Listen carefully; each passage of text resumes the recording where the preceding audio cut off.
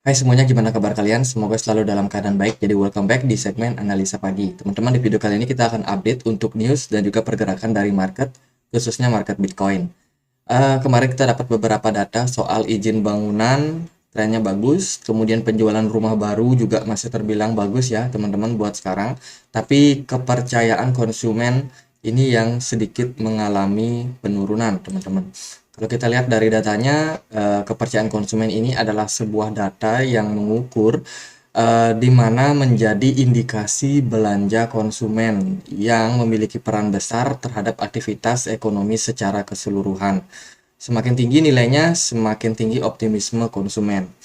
Jadi kalau kita lihat dari data yang kita dapetin kemarin, sebelumnya kan kita ada di 104 ya. Terus data yang kemarin menunjukkan tren penurunan ke 101,3 teman-teman. Berarti semakin sedikit konsumsi daripada masyarakat yang ada di Amerika buat saat ini. Semakin sedikit konsumsi mungkin akan berdampak juga sama yang namanya produksi daripada makanan dan lain-lain teman-teman. Dan itu berdampak sama yang namanya pemasukan perputaran uang yang beredar di Amerika Serikat, karena ibaratnya orang-orang di sana makin ngirit buat posisi sekarang ini. Jadi mau spending uang takut-takut. Jadi itu beberapa kondisi di ya data dari perdagangan kemarin ya. Kalau buat hari ini kita dapat data yang cukup banyak. Yang penting salah satunya adalah pemesanan barang tahan lama inti, kemudian inventory minyak mentah, dan juga ada pidato dari European Central Bank, teman-teman. Ini dari Tuminen, kemudian pidato juga dari D. Gondos, dan juga ada Jonik. Jadi ada beberapa pidato dari Bank Sentral Eropa buat hari ini. Mungkin akan berdampak juga sama pergerakan market yang sedikit bergejolak. Eventnya yang penting itu kalau nggak salah ada data PCE ya, kayaknya 2 hari, hari Jumat mungkin ya. Itu baru mungkin newsnya udah mulai makin-makin berdampak besar terhadap market, teman-teman. Oke, kita lihat dari beberapa news aja. Ini ada OKX, teman-teman. OKX bagus banget ya. Dia melakukan penghentian untuk project-project yang memang sudah tidak lagi beroperasi, atau bisa dibilang project-project yang sudah dianggap scam itu dihentikan oleh OKX, teman-teman, atau di delisting istilahnya ya. Jadi OKX adalah salah satu penyedia layanan bursa kripto di dunia, di mana salah satu exchange ini tentunya punya kebijakan-kebijakan di dalam melisting dan juga membiarkan project-project apa yang bisa diperdagangkan di platform mereka. Dan sekarang mereka lagi melakukan yang namanya seleksi ketat terhadap project-project yang sudah tidak beroperasi lagi, teman-teman. Itu akan di delisting satu persatu.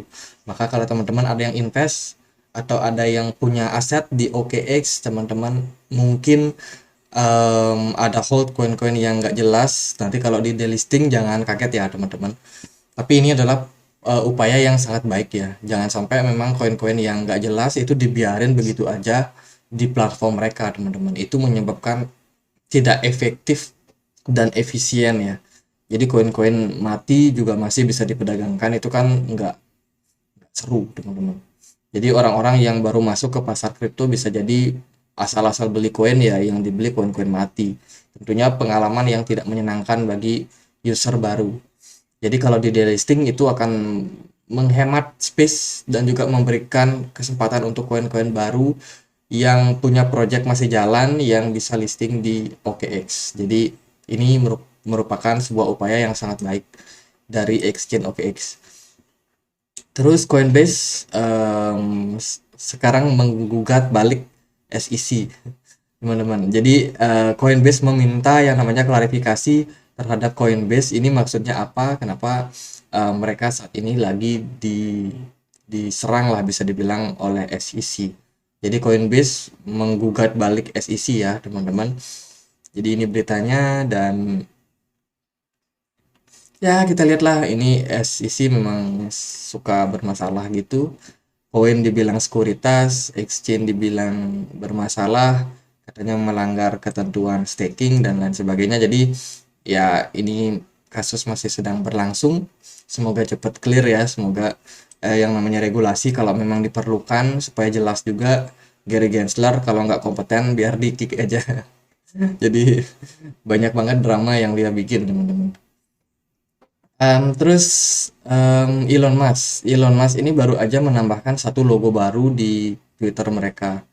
Jadi ada logo burung tweet ya, terus juga satu centang verified. Ini menandakan subscription teman-teman. Jadi ada orang yang bisa berlangganan konten-konten khusus, konten-konten premium, konten-konten eksklusif dari Elon Musk. Jadi dengan ini pemilik akun Elon Musk akan mendapatkan pemasukan yang lebih besar lagi daripada platform Twitter. Jadi luar biasa rombakan yang dilakukan oleh Twitter, oleh Elon Musk buat sekarang. Kenapa? Karena dia membuat Twitter yang sebelumnya menjadi akun sosial media biasa itu dimonetisasi teman-teman. Dimungkinkan untuk akun Twitter itu mengembangkan yang namanya kesempatan untuk meraup keuntungan teman-teman melalui layanan berlangganan ya. Jadi ini mirip seperti mungkin kalau di YouTube itu ada yang klik join itu, nah itu mirip seperti itu teman-teman. Jadi berlangganan teman-teman bisa dapat konten yang orang lain nggak dapetin gitu. Dan tentunya ini meningkatkan penghasilan bagi para kreator di Twitter. Jadi gitu, kita lihat apakah berhasil atau enggak ya, kita nggak tahu pasti juga teman-teman. Dan kita akan langsung masuk ke pembahasan daripada pergerakan dari Bitcoin ya. Bitcoin semalam malah spike naik ya teman-teman, ini mengejutkan banget. Mungkin ada teman-teman yang udah panik lagi, wah ini kenapa Bitcoin kok naik. Makanya kemarin tadi kalau udah koreksi jangan terlalu nunggu harga di bawah ya. Sekarang tekanan pembeli itu sangat-sangat kuat teman-teman. Tekanan buyer itu sangat-sangat kuat dari bawah. Jangankan mau nyari harga yang diskon banget, dia turun dikit aja bayarnya udah banyak yang ngantri teman-teman. Makanya ya paling aman sih buat sekarang itu DCA, tetap DCA, jangan terlalu mencari level yang di bawah banget, biasanya ketinggalan. Kalau kita lihat dari pergerakan Bitcoin, kalau bagi saya pribadi, kita kan masih melihat nih Bitcoin ini setelah selesai turun ada sedikit kenaikan. Itu memang ekspektasi yang kita lihat bisa terjadi pada Bitcoin. Ini ada beberapa peluang skenario korektif wave yang mungkin masih bisa terjadi terhadap Bitcoin. Jadi kalau aku sendiri pribadi expect Bitcoin memang bisa naik, tapi kenaikannya itu untuk kembali melanjutkan penurunan. Tapi meskipun begitu, aku sendiri udah ambil barang di koreksi yang kemarin ya, di kisaran 27 ribuan. Itu udah DCA lagi. Sebelumnya juga ketika Bitcoin turun di 28.500-an juga udah sempat DCA, tapi memang DCA di sini tuh nggak terlalu banyak, ibaratnya kayak ngetes air aja. Ternyata setelah DCA harganya makin merosot. Jadi nggak banyak waktu itu karena buat ngetes doang. Ini kira-kira bisa testing di level mana, ternyata dia turun sampai 27.000. Dan sekarang progresnya dia sedang membuat koreksi teman-teman. Dan ya terjadi sebuah spike yang naik ya kemarin. Jadi ada sebuah kenaikan, buyer juga lumayan besar buat masuk ke market di perdagangan kemarin. Smart money kelihatan naik lagi dari indikator lokennya, which is ini sebenarnya bagus teman-teman. Jadi dengan posisi yang seperti sekarang ini ada kemungkinan Bitcoin kembali terkoreksi nanti ya. Tapi buat jangka pendek sepertinya arahnya udah mulai kelihatan Bitcoin sedikit membuat kenaikan teman-teman. Sementara kalau dari segi pergerakan ini mungkin ada kecenderungan dia bergerak di dalam sebuah falling wedge. Mungkin falling wedge atau triangle atau apa, symmetrical triangle maybe ya, dia udah breakout.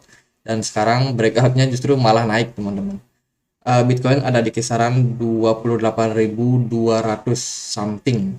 Dan kalau kita ukur kira-kira bisa naik sampai berapa, biasanya aku taruh sini, tarik ke swing low di bawah. Nah ini aku sesuaikan dikit. Nah kalau sudah seperti ini kita akan dapat beberapa level-level yang cukup penting. Salah satunya adalah level Fibo 50 yaitu di kisaran 28.900. Ini merupakan level resistance terdekat buat Bitcoin saat ini. Kalau Bitcoin mampu menembus area tersebut, maka bisa jadi ABC korektif ini sudah bisa dibilang gagal ya. Bisa jadi memang pergerakan Bitcoin ini sudah mulai masuk ke dalam tahap kelanjutan kenaikannya lagi, mengejar tren utamanya teman-teman. Jadi kan ini wave 1, wave 2 udah dapat. Sekarang kita ongoing untuk cari wave 3-nya. Jadi kalau Bitcoin ini mampu menembus level 28.900, saya rasa trennya masih bakalan menguat. Tentunya dia nggak mungkin spike naik tinggi seperti yang dipikiran orang. Nggak mungkin aja pergerakan naiknya itu secara bertahap-tahap teman-teman. Jadi nggak yang impulsif kenaikan yang terjadi. Jadi itu buat saat ini kita perhatikan aja level resistance tersebut. Kalau teman-teman memang udah ada ambil barang kemarin ya congratulations. Jadi power of DCA itu sangat-sangat powerful di dalam teman-teman melakukan swing trading. Jadi ibaratnya dibandingkan kita nebak-nebak di mana harga bottom, mendingan kita ya jangan terlalu berspekulasi. Jadi cicil aja beli. Toh juga kalau kalau harganya makin turun kita juga punya kesempatan untuk mendapatkan barang yang lebih murah lagi. Jadi ini Bitcoin udah mulai menunjukkan tren yang bagus ya. Sementara kalau kita lihat dari pergerakan dari indeks dolar juga ternyata positif. S&P 500 kemarin yang mendapat tekanan seller ya teman-teman. Jadi saham Amerika justru yang tertekan, ini menarik sih. Ya, kita lihatlah gimana pergerakan dari market Bitcoin. Sementara itu, level-level yang bisa teman-teman perhatikan, menurut saya tren masih berpeluang untuk turun, tapi untuk pastinya kita pastikan dia mampu nggak sih menembus level 28.900. Kalau dia mampu, ya arah pergerakan Bitcoin bisa jadi naik. Tapi kalau dia gagal, kemungkinan kita masih akan mencari wave C-nya untuk melanjutkan corrective pattern, teman-teman, untuk melanjutkan fase koreksinya ya, mungkin ke 26.600 atau mungkin bisa ke 25.000 ya, nggak ada yang tahu pasti, tapi kita lihat aja gimana pergerakan dari Bitcoin di perdagangan hari ini. Jadi gitu aja, semoga bisa bermanfaat, dan akhir kata saya Andre, makasih.